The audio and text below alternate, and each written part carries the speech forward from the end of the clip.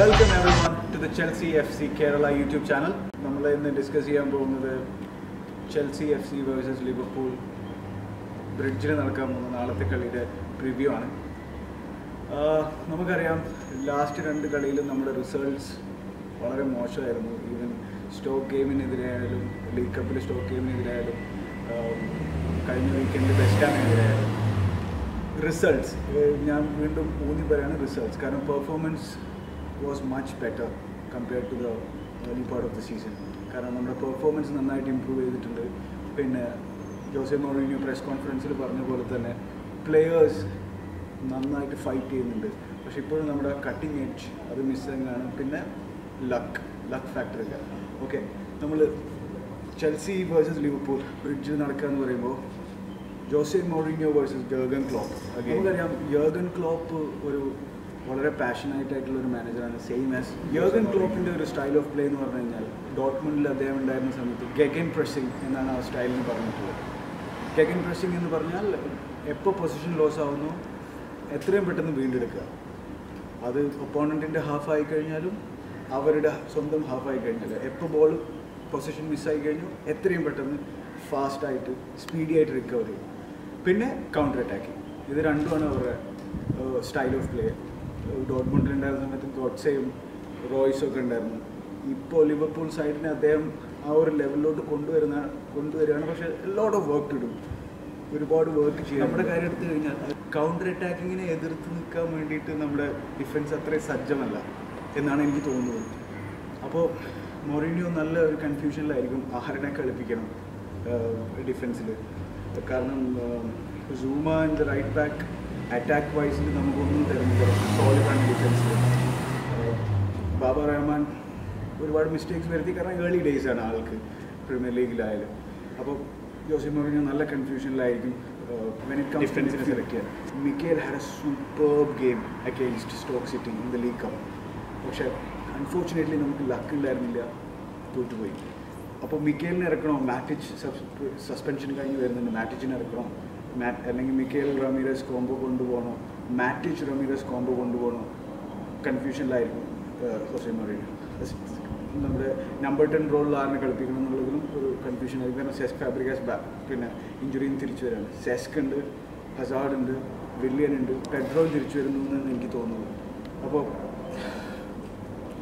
Jose ഒരു tricky സിറ്റുവേഷനിലാണ്. പിന്നെ important ആയിട്ടുള്ളത് ഡിയോഗോ കോസ്റ്റ. ആൾ ഫിറ്റാണെന്നുള്ളതാണ് ചില സോഴ്സസ് പറയുന്നത്. ചില സോഴ്സസ് പറയുന്നത് ഫിറ്റ് അല്ല. എന്തായാലും ഡിയോഗോ കോസ്റ്റേൻ്റെ പ്രസൻസ് നമുക്ക് വളരെ വളരെ ഇമ്പോർട്ടൻ്റ് ആണ്. എന്ത് പറഞ്ഞു കഴിഞ്ഞാലും ഈ ഒരു game it has A huge importance. കാരണം ഇത് ജയിച്ചേ നമുക്ക് പറ്റൂ. കാരണം ലിവർപൂളാണ് സൈഡ്. പിന്നെ മീഡിയകൾ പറയുന്ന പോലെ ജോസെ മൗറിഞ്ഞോ ഒരു ബ്രേക്കിംഗ് പോയിന്റിലാണ് എന്നാണ് മീഡിയ പറയുന്നത്, റൂമേഴ്സ്. കാരണം ക്ലബിൽ നിന്ന് ഒരു സ്റ്റാൻസും അങ്ങനെ മാനേജർക്കെതിരെ ഉണ്ടായിട്ടില്ല. ജോസെ മൗറിഞ്ഞോ കോൺഫിഡൻ്റ് ആയിട്ട് തന്നെയാണ് നിൽക്കുന്നത്. പക്ഷേ ഈ മീഡിയൻ്റെയൊക്കെ വായടപ്പിക്കാൻ വേണ്ടിയിട്ട് നമുക്ക് ഈ കളി ജയിച്ചേ പറ്റും. ഈ കളി മാത്രമല്ല, ഒരു റൺ ഓഫ് ഗെയിംസ് നമുക്ക് ഉണ്ടായേ പറ്റും. എല്ലാ വീക്കിലും പറയുന്ന പോലെ തന്നെ നമുക്ക് ജയിച്ചേ പറ്റൂ എന്ന് തന്നെ പറഞ്ഞുകൊണ്ടിരിക്കുകയാണ്. പക്ഷേ ഈ ഒരു കളി ഇത് വളരെ ഇമ്പോർട്ടൻ്റ് ആണ് നമുക്ക്, ജോസെ മൗറിഞ്ഞോക്ക്, പ്ലേയേഴ്സിന്, എല്ലാവർക്കും. അപ്പോൾ പിന്നെ ജോസെ മൗറിഞ്ഞോൻ്റെ ഒരു കാര്യം ഇപ്പോൾ മീഡിയകൾ എടുത്തു പറയുന്നത് അദ്ദേഹം ഒരു ബ്രിങ്ക് ഓഫ് ചെൽസി എക്സിറ്റ് ആണെന്നാണ്. ഞാനൊന്നും വിശ്വസിക്കുന്നില്ല. കാരണം റോമൻ എന്ന് പറയുന്ന ഈ ജർക്കറെ പാഷനേറ്റ് ഡിസിഷൻസ് മുന്നേ ഒരുപാട് എടുത്തിട്ടുണ്ട്. പക്ഷേ അദ്ദേഹത്തിൻ്റെ ലെസൺസ് ലേൺഡ് ആണെന്നാണ് എനിക്ക് തോന്നുന്നത്. കാരണം ഇനിയൊരു മാനേജർ ജോസെ മൗറിഞ്ഞോനെ പോലത്തെ ഒരു മാനേജറിന് ഇനി ഒരു ലോങ് ടേം പ്ലാൻ പ്രൊജക്റ്റിലുണ്ടെങ്കിൽ ജോസെ മൗറിഞ്ഞോൻ്റെ കൂടെ ഇപ്പോഴാണ് സ്റ്റിക്ക് ചെയ്യേണ്ടത്.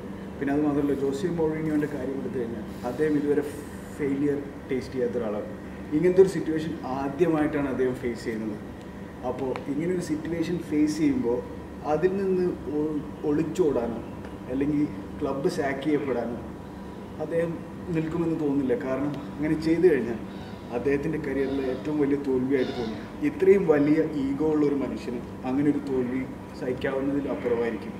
അതുകൊണ്ട് Jose will definitely turn this Chelsea Liverpool game will be really tough game. കാരണം ഒരു ഇമ്പോർട്ടൻ്റ് ആയിട്ടുള്ള കാര്യം അവരുടെ ടീം ന്യൂസിൽ സ്റ്റെറിഞ്ച് ഉണ്ടാവില്ല, ബെൻടെക്ക് ഉണ്ടാവില്ല എന്നാണ് കേൾക്കുന്നത്. അതൊരു ഹ്യൂജ് ബൂസ്റ്റാണ് നമുക്ക്. പക്ഷേ കൊട്ടിന്യോ എന്നൊക്കെ പോലത്തെ പ്ലെയേഴ്സ് വളരെ വളരെ ട്രിക്കിയാണ്. ലാന, കുട്ടിന്യോ, ക്ലോപ്പ് 4 തവണയാണ് ഇതിന് മുന്നേ റെക്കോർഡ് നോക്കുകയാണെങ്കിൽ 4 തവണയാണ് ഇതിന് മുന്നേ ഏറ്റുമുട്ടിയിട്ടുള്ളത്. അതിൽ 2 തവണ ക്ലോപ്പ് ജയിച്ചു, 1 തവണ മൊറീനോ ജയിച്ചു. എന്തൊക്കെ പറഞ്ഞു കഴിഞ്ഞാൽ we need to win this game guys, we need to support our team. ആ സ്റ്റോക്കിനെതിരെയുള്ള 5,000 ഫാൻസിന് എൻ്റെ ഹ്യൂജ് റെസ്പെക്റ്റ് ഉണ്ട്. കാരണം they were singing Jose Mourinho champions. ഈ സംഭവം ത്രൂ ഔട്ട് സിങ് ചെയ്തുകൊണ്ടിരിക്കുകയായിരുന്നു. We need to win this game guys. Keep the blue flag flying.